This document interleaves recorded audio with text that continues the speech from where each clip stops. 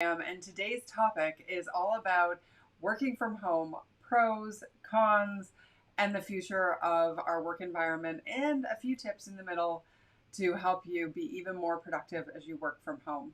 And I'm obviously at home. I have just recently moved. I've got Winston, who's apparently watching into the room, not even out of the window, but he's in his spot. That's where he likes to be. Okay, so this actually came from the headlines, this conversation. I don't know if it's going to be very long today, but definitely is on my mind. So I'd love to hear from you, your opinions, your comments on working from home. Are you increasing your productivity, lowering your productivity, finding it difficult, desperate to get back to the office, or you want to maintain a little bit of it? So, an article I read from Business Insider was saying that Google wants everybody to come back. Now, that was a couple weeks ago, so I'm not sure what's going on now. But there's another article today that Zuckerberg is saying he's going to work home for 6 months out of the year, and because it makes him happier and more productive. And given the fact that he has the data to pretty much everybody, I would like him to be happy and productive. You know what I'm saying? So that's a good thing, but it's really, interesting. And this is where the story actually, I think, needs to be. Is this is out of the Harvard Business Review, and it's an article by Nicholas Bloom who says, "Don't let employees pick their work from home days," and he makes incredible points. So among them being that if you let people pick when they're going to work from home, they can actually like perhaps miss out, right? So it could become cliques of those who go into the office and those who don't go into the office. So in this article, they're saying that it's better to have everybody not in the office at the same time. So I'm curious your opinion on this because I get that. Like if you are at home and everybody else is in person or there's a group who's in person, then of course you're not going to be feeling like you're part of the gang. That could be really underappreciated in terms of how impactful that may end up being. Now, when it comes to working from home, I'm finding in the conversations I'm having with people, as the pandemic lags, I mean, here we are in Ontario, we're still on a lockdown, or are we? I don't think anybody cares. We're in stage one, or we're about to go into stage one. The days just blur together. But here are a few things that I found over the years to really make a difference in how I show up and how productive I can be at home. So, number one is you've got to emotionally detach from your to do list. So, right now, here's my task circle. There's tons of stuff on it. And I need to be like, the thing is that a to do list, now I don't use a to do list, I use a task circle. See how I put that in there? And that's all in my new book, Take Back Your Weekends. Stress less, do more, and be happier is the subtitle. But regardless of that, what I used to feel years ago when I first started working from home was that if I was sitting on the couch, say, watching a movie or eating dinner, that I had to have my laptop or my, notepad or something in front of me because there was no obvious uh, disconnection between I'm at home and I'm at work because home is work. And so I really had to play with that in the early years. I mean, at that point in time, I was a columnist. And even before I was a columnist, I was always doing like selling makeup or selling this or selling that, jewelry or whatever in my early 20s. And so that pull, especially when you love your work, as I do, that pull towards the to-do list can be so powerful. And the risk of it is that you never fully embrace relaxation. Are you with me? Have you felt this? It's like and actually I was started coaching a client, and within a few minutes she was really like just crying and upset. And I'm like, what's going on? She said, listen, I can't relax. Because when I'm with my family, I feel guilty because I'm not working on, like, I know the to do list is piling up. But when I'm working, I feel guilty because I'm not spending time with my family or doing self care. And she said, it's just this constant pull one way or the other. And I'm like, and she's like, no matter what I do, I can't get caught up. And so the first thing is recognizing exactly, you will never get caught up. A to do list just keeps going and going and going. And that's why I call it a task circle, because it's very much about not going to end. Like something comes off, two, three, four, five things go on. And so if our emotions are driven by that, especially if we're working where we live, then we're never going to be able to settle into recharge mode as effectively as we would like to. And in the past, I think people who had offices, when you'd go to the office, you'd work. And then when you'd come home, you might think about work, you might feel guilty about work, you might do a little bit of work, but it wasn't work. And for people who are only a year and a half into their journey of working from home as a full-time experience, and then looking into the future and saying, okay, are we going to get to choose? Do we stay home? Like, I'm curious, am I going to go to, like, the keynotes that I'm booked for in the fall are hybrids, right? So we're going to be in person, but people have the choice to stay at home and participate equally in the conference. Actually, I don't think it's equally. I think it's just participate fully in the virtual aspect of the conference, because they're going to miss the in-person piece. So is that going to be a choice? Like, are people going to say to me as a speaker, like, oh, well, which would you prefer? Do you want to be, like, flown in, or do you want to, do the digital thing in? I don't know if we're going to get the choice, but if we do, and you choose to be home because you want to be in the comfy socks and the, yoga pants and all of that, then we got to be sure you're really, really productive when you're there.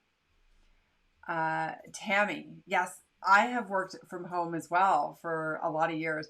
And when you get the groove of working from home and you can actually separate the two, then you can love it. And it is a really great privilege to have. Okay, so having that separation. So checking in with your emotional connection to your to-do list, or as I call it, a task circle, and figuring out, am I getting pulled and not truly relaxing because I'm worried about what's on the list?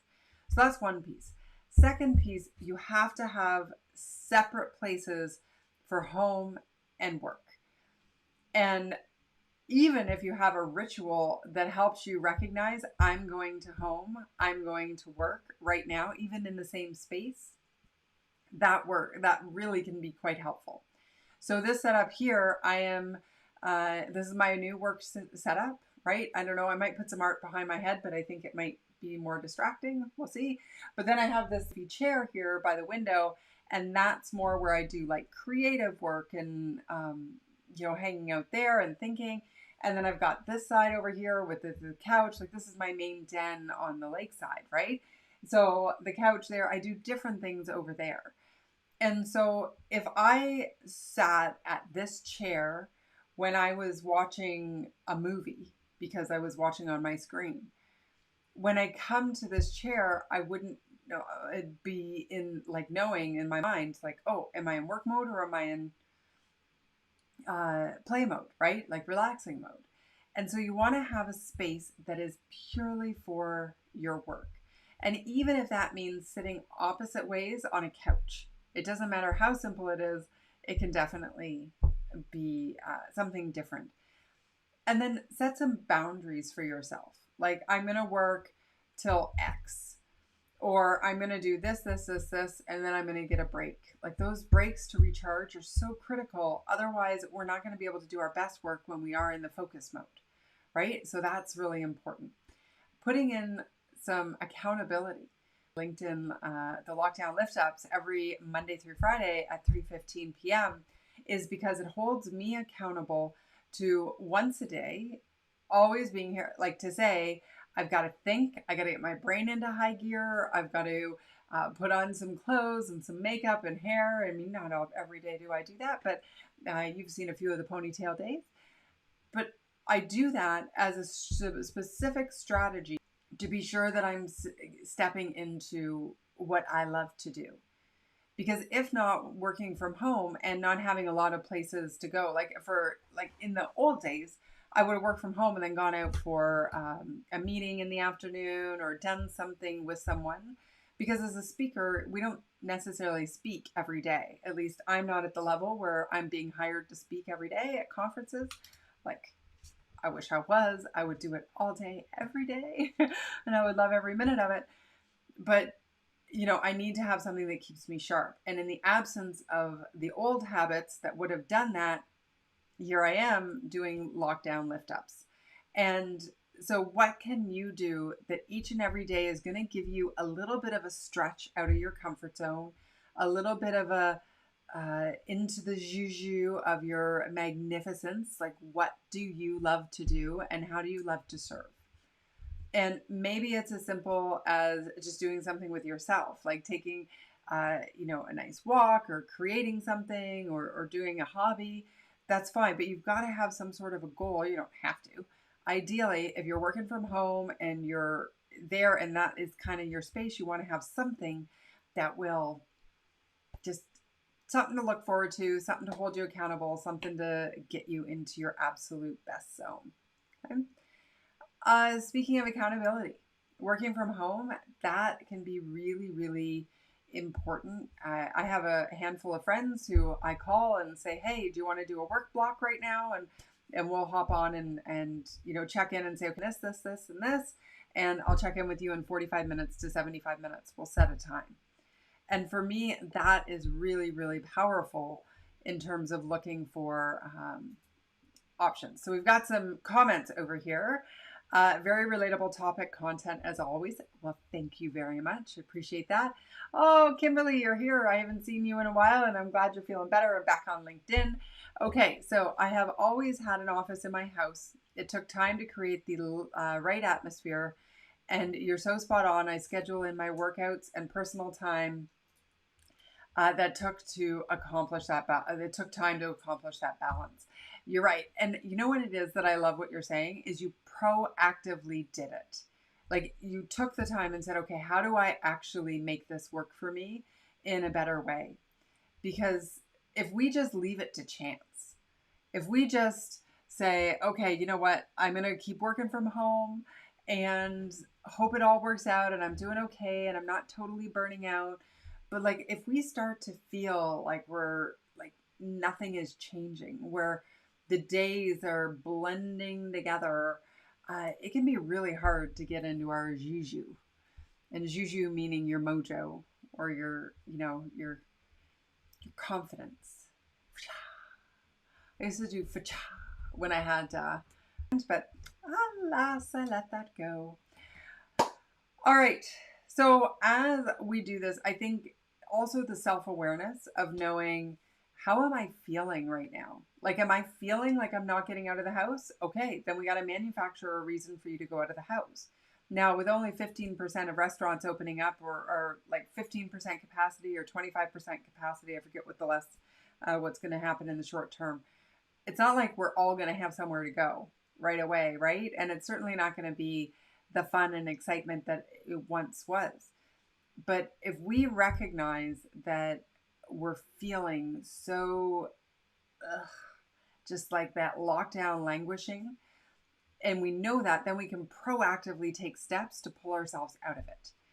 And the problem with all of this, people are talking with burnout and languishing, and I love it because it's a conversation I wish was happening years ago. But what the problem is, like when we're feeling that, like when the days are going together and we're not actually getting into our best groove, or we are on some days, then our work suffers. We don't want our work to suffer. It's not good. It's not good for anybody. And the other thing is with the working from home is people can get really, really, really, really meeting heavy in an effort to maintain connections. And this can be a problem. And I think the reason it can be a problem for so many reasons. Number one, because a lot of people are spending so much time caught up in meetings like end one at 1 o'clock and start one at 1 o'clock, that they don't have time to do the actual work of their job. And then that's how they end up working the long hours, working at night, working on the weekend, right? Like it just, we got to take back our weekends, got to take back our time, our power, our life. And like with meetings, it's like, okay, can it be shorter? Can it be half the amount of time that's scheduled for? Or my favorite is you get into the meeting, all of a sudden you've got all the answers done and just end the meeting early. It's like such a refreshing change, but it buys you back 10, 15, 20 minutes that didn't necessarily have to go on. So those are some ideas around working from home and finding some strategy, but you really do need to be proactive about it. And when we have the choice to go back, even though working from home may be incredible, if you're in an office team and there are people who are going into the office and you choose not to, you need to be aware that long term that could have ramifications. You could be the person that shows up to the holiday party and you don't actually know anybody, or you have nobody to talk with, or there aren't any inside jokes, or that camaraderie. You know, there's so much value to be had at the water cooler conversation. So don't discount going back in person if you love working from home. Hopefully you'll have a chance to balance that, and hopefully leaders will find a way to encourage people. Maybe it's like the Harvard Business Review article was suggesting doing everybody on the same day where everybody's working from home, and then everybody at the office at the same day. And I think that would be kind of cool. All right. So there's our little lockdown lift up for today. Any comments? Would love to have you put them in the chat box for us. And I am super excited about doing this. I'll be back next week, as you know. We do this Monday to Thursday. Got to think about what day of the week. And, just a little riff on whatever. I'm looking for topics for next week. So let me know if you have any ideas. And I will try to schedule them in advance so you know what the topics are going to be. So you can be sure to tune in and even set an alarm. I know Greg does that. That's how come he's here each day. Even if he's on the road, out working, he'll step on to listen. So thank you very much for doing that, and for all of you who are here. Have the absolute best day. And, let's see. Take back your weekend. Because it's Friday tomorrow. It begins. All right. Bye for now.